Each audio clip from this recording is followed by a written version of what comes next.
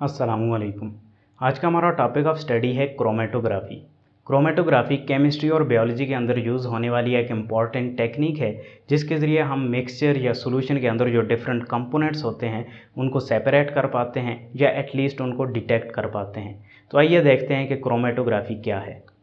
Chromatography लफ्ज़ का मतलब देख लेते हैं। क्रोमा का मतलब होता है कलर और ग्राफी का मतलब होता है टू राइट।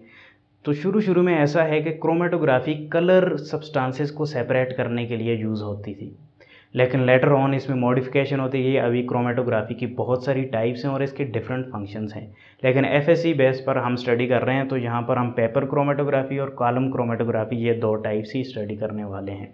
तो क्रोमेटोग्राफी की डेफिनेशन देख लेते हैं। It is a technique of separating two और more dissolve solutes which are present in a solution. यह एक ऐसी टेक्निक है जिसमें हम किसी सॉल्यूशन के अंदर जो सॉल्यूट्स होते हैं उनको डिटेक्ट कर पाते हैं और उनको सेपरेट भी कर पाते हैं। अब हमें पता है कि सॉल्यूशन क्या है, सॉल्यूट से मिलकर बना होता है। सॉल्यूट एक हो सकता है, दो हो सकते हैं, तीन सॉल्यूट हो सकते हैं। तो उन सॉल्यूट्स को आपने डिटेक्ट करना है या सेपरेट करना है तो क्रोमेटोग्राफी के ज़रिए आप कर पाएंगे। इसकी इंपॉर्टेंस देख लेते हैं क्रोमेटोग्राफी की। It is use to identify component of mixture. किसी मिक्सचर के अंदर जो कंपोनेंट्स हैं उनको आइडेंटिफाई करने के लिए क्रोमेटोग्राफी यूज़ की जाती है। फॉर एग्जांपल इंक है, अगर हमारे पास ब्लैक इंक कलर है, ब्लैक इंक है, तो ब्लैक इंक के अंदर कौन कौन से कलर प्रेजेंट हैं इसको अगर आपने डिटेक्ट करना है तो आप क्रोमेटोग्राफी के ज़रिए कर पाएंगे।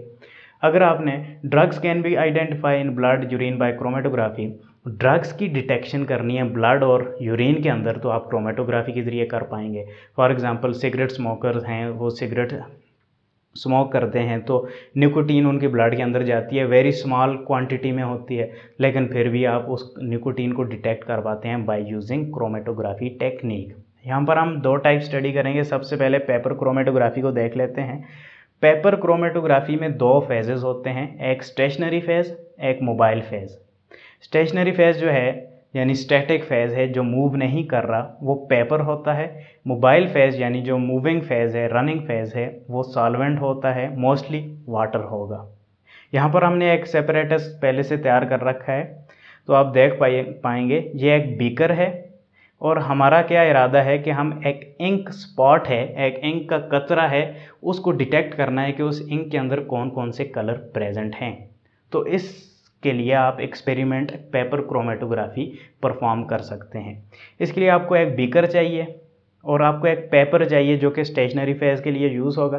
पेपर के ऊपर आपने इंक का स्पॉट लगा दिया, suppose this is ink spot और ये ब्लैक कलर का इंक स्पॉट है, और आपने देखना है कि ब्लैक कलर कौन कौन से कलर से डाई से मिलकर बना हुआ है। तो क्या है, आपने ब्लैक स्पॉट डाल दिया, ब्लैक इंक स्पॉट डाल दिया पेपर पर, और पेपर पर ये ब्लैक इंक स्पॉट आपने ड्राई होने दिया। ड्राई मस्ट है, ड्राई होने देना है पहले आपने, ठीक है। और फिर एक बीकर के अंदर जो वाटर है उसके अंदर पेपर को इस तरीके से डिप कर दिया कि वो जो इंक स्पॉट है वो डिप ना हो, ठीक है। वो इंक स्पॉट उस सॉल्वेंट यानी वाटर से ऊपर ऊपर रहे। यहाँ पर आप देख पा रहे हैं बिल्कुल ऐसे ही। अब क्या होगा, ये आपने सेटअप तैयार कर लिया तो water start rising due to capillary action. पानी जो है वो राइज होना शुरू हो जाएगा, यहाँ पर वाटर ऊपर आना शुरू हो जाएगा पेपर में कैपिलरी एक्शन के ज़रिए। इसीलिए वाटर को मोबाइल फेज़ कहा जाता है और पेपर को स्टेशनरी फेज़, यानी पेपर मूव नहीं कर रहा, वाटर मूव कर रहा है, इसलिए वाटर को मोबाइल फेज़ कहा जाता है। और इंक स्पॉट जो है वो आपका सोर्स है जिसको आपने डिटेक्ट करना है, ठीक है। तो ये आपने कुछ चीज़ें याद रखनी हैं। अब आप सेकंड डायग्राम में देख पा रहे हैं कि जैसे जैसे वाटर राइज किया तो इंक के अंदर जो डिफरेंट कंपोनेंट्स हैं, कलर्स हैं, वो सेपरेट हो गए on the basis of molecular weight. Ink separates into color present in it on basis of molecular weight and type.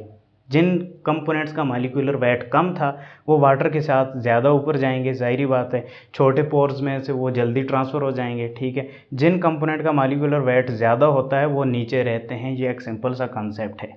तो ये है पेपर क्रोमेटोग्राफी की कहानी, जिसके ज़रिए आप किसी कंपोनेंट के अंदर जो डिफरेंट, किसी सोर्स के अंदर जो डिफरेंट कंपोनेंट हैं उनको डिटेक्ट कर पाते हैं।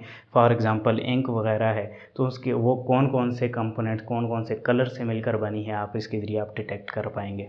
सेकंड जो टाइप है वो है कॉलम क्रोमेटोग्राफी। कॉलम क्रोमेटोग्राफी में भी टेक्निक यही यूज़ होती है। इसमें भी एक स्टेशनरी फेज़ होगा, एक मोबाइल फेज़ होगा, लेकिन कॉलम क्रोमेटोग्राफी में आप किसी चीज़ को फ़िल्टर कर पाते हैं या कलेक्ट कर पाते हैं। ठीक है, आइए देखते हैं। Suppose this is a tube, इसमें ये एक ट्यूब है, ठीक है, और इसका ये नीचे से ओपन है, लेकिन इसका एक कंट्रोलर है जिसके ज़रिए आप इसको स्पीड अप और स्लो डाउन कर सकते हैं। और इस ट्यूब के अंदर आपने स्टेशनरी मीडियम डाल दिया है। स्टेशनरी फेज़ कौन सा है? सिलिका जेल हो सकती है, चाक पाउडर हो सकता है, और डिफरेंट और भी मीडियम हो सकते हैं जो आप प्रोवाइड कर सकते हैं। Suppose this area is stationary phase. इसमें छोटे छोटे पोर्स हैं, ठीक है, रास्ते हैं छोटे छोटे जिनके ज़रिए आप अपना रिक्वायर्ड जो सैंपल है उसको सेपरेट कर पाएंगे। तो क्या है, स्टेशनरी फेज़ है। स्टेशनरी फेज़ के ऊपर आपने अपना सैंपल लोड कर दिया है। सपोज दिस इज़ सैंपल, ये एक ग्रीन कलर के अंदर आपको सैंपल नज़र आ रहा है। इसको लोड कर दिया और इसके अंदर जो कंपोनेंट्स हैं उनको आपने डिटेक्ट करना है और सेपरेट करना है। तो ये एक फर्स्ट एपरेटस की आप डायग्राम देख पा रहे हैं। नेक्स्ट फेज़ में आप देखेंगे कि मोबाइल फेज़, यहाँ से ऊपर आप क्या करेंगे, मोबाइल फेज़ को रन करेंगे। मोबाइल फेज़ कौन सा होता है? सपोज़ यहाँ पर वाटर है, तो आप वाटर का सोर्स डालेंगे। आप वाटर जो है इन पोर्स से, जो स्टेशनरी फेज़ है, सिलिका जेल है, इनसे पास होना शुरू हो जाएगा और जो हमारा सैंपल है उसको सेपरेट करना शुरू कर देगा, अपने साथ ले जाना शुरू कर देगा। तो क्या होगा कि जो सैंपल है उसके अंदर जो डिफरेंट कंपोनेंट्स हैं उनकी डिफरेंट मालिकुलर वेट हैं, ठीक है। तो मालिकुलर वेट की बेसिस पे जो छोटे कंपोनेंट है वो जल्दी नीचे जाना शुरू हो जाएंगे और जो हाइयर कंपोनेंट है, हैवी कंपोनेंट है, वो आहिस्ता आहिस्ता से मूवमेंट शुरू करेंगे। तो यहाँ पर आप देख पा रहे हैं कि सेपरेशन शुरू होगी सैंपल के अंदर। सपोज़ ग्रीन कलर का जो सैंपल था उसके अंदर दो कंपोनेंट थे, एक ग्रीन खुद था और एक रेड कलर का। तो सैंपल की सेपरेशन शुरू हो चुकी है। देखते देखते क्या हुआ, जो रिजॉल्व बैंड हैं, जो रेड कलर का सैंपल आप देख पा रहे हैं, वो काफ़ी नीचे आ चुका है। अब आपको अगर ये वाला एरिया आपको चाहिए था, कलेक्ट करना था, तो आप नीचे कोई भी कंटेनर, बीकर रख के उस एरिया को कलेक्ट कर पाते हैं। और जब इसकी बारी आई आपको ये कलेक्ट करना है तो आप इसको प्यूरीफाई करके जब यहाँ नीचे आएगा तो आप इसको कलेक्ट कर पाएंगे। कलेक्शन ऑफ रिक्वायर्ड कंपोनेंट, और इसको इल्यूएंट भी कहा जाता है जो कंपोनेंट आप कलेक्ट करते हैं। तो ये एक सिंपल सा कॉन्सेप्ट है। कॉलम क्रोमेटोग्राफी में आप फिल्ट्रेशन कर पाते हैं चीज़ों को, उनको कलेक्ट कर पाते हैं। पेपर क्रोमेटोग्राफी में आप डिटेक्ट कर पाते हैं डिफरेंट चीज़ों को। तो ये एक टेक्निक है, इम्पॉर्टेंट टेक्निक है, बायोलॉजी और केमिस्ट्री में यूज़ होती है। होपफुली आपको ये लेक्चर समझ में आया होगा। नेक्स्ट लेक्चर में हम किसी और टेक्निक की स्टडी करेंगे। हमारे चैनल को सब्सक्राइब करना मत भूलें। शुक्रिया, अल्लाह हाफिज़।